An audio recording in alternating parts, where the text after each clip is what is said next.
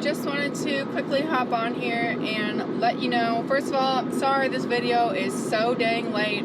I moved to Texas, didn't have an internet connection for a week, and all this crazy stuff has been happening to me. So, yeah, that's finally over. Starting to get into more routine, so this video is long overdue.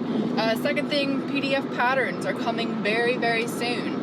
I know I keep saying that, but now that I have internet back, I can actually work on testing them and printing them out and making them from scratch and everything. So expect to start to see those in the next couple of days. By the time this video is up, there might even be some up. If you guys are interested in getting those PDF patterns, be sure to sign up with the link in the description. I'll notify you every time a PDF pattern comes out, and discounts and stuff like that. So if you're interested in that, definitely check that out, and in the meantime, enjoy the video. Welcome back, everyone. Today we're going to be doing the Josie top. So for materials, just same general sewing supplies we always use.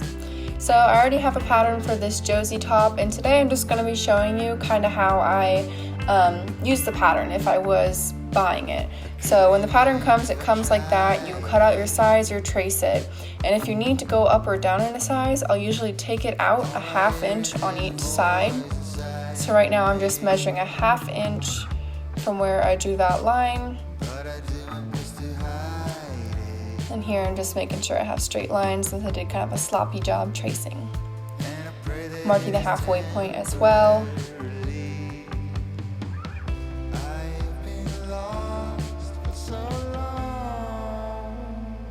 And you're just going to be redrawing that curve. And I ended up going back and adding a 1/4 inch on the top.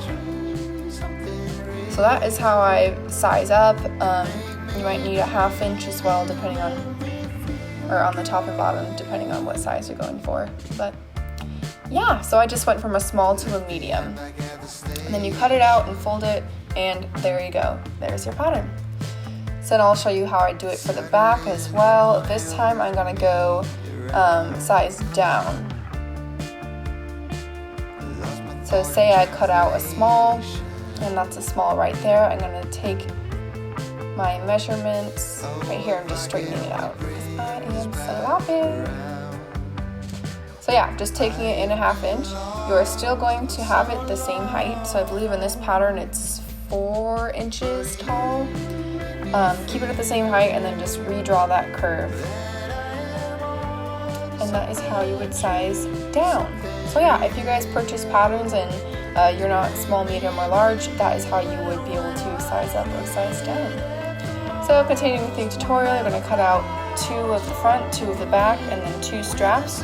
I made those about 4 inches by 10 inches.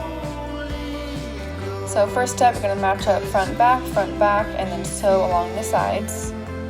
You're also going to sew your straps in half. I'm using my Baby Lock Evolution Serger with woolly nylon thread.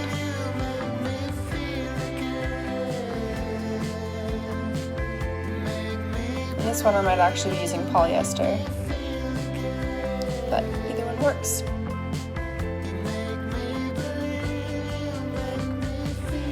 So now you have your pieces. You're going to flip your straps inside out, and that pretty much completes them.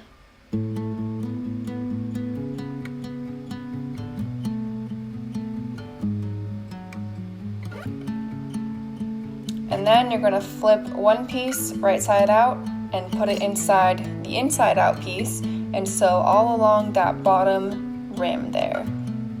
Just the bottom, do not do the top, otherwise you will get into some trouble.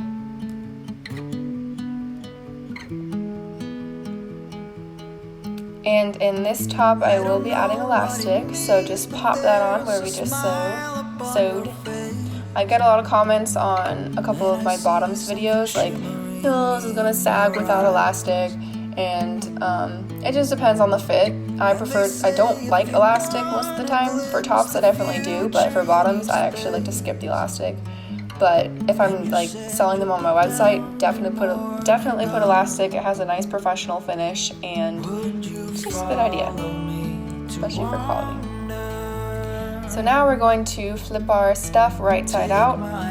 That is what it's going to look like, and we're going to get our pieces to the front and kind of sandwich it and match them up inside out.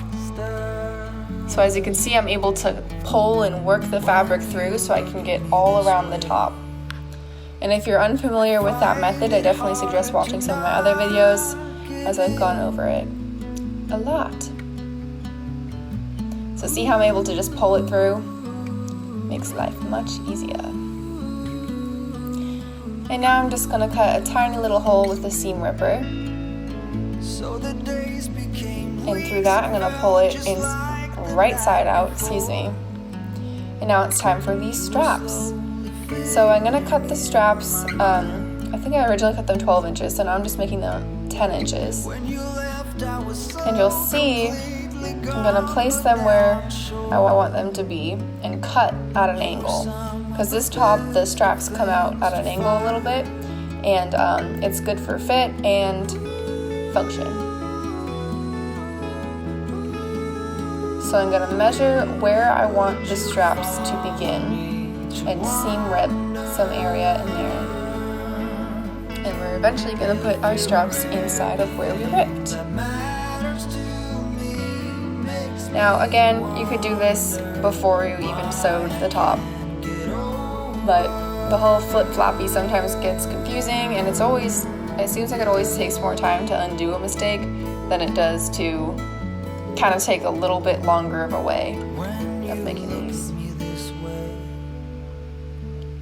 So after I pin my straps down, I'm gonna flip it inside out, and I'm just gonna sew those straps right along there.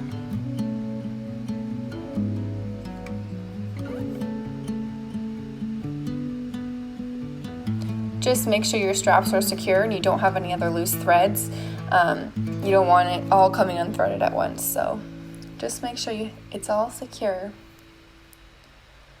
So now I'm going to take it back out and I'm going to do the back straps now. So same thing, you are going to cut at an angle, seam rip a hole, pin it, flip it inside out, sew it, done. And I don't put elastic on the top edge at the top. It sometimes makes the straps all flimsy and weird, but I don't think you really need it. I think the bottom is more important. But that's coming from someone who doesn't like elastic, so maybe you would like elastic there.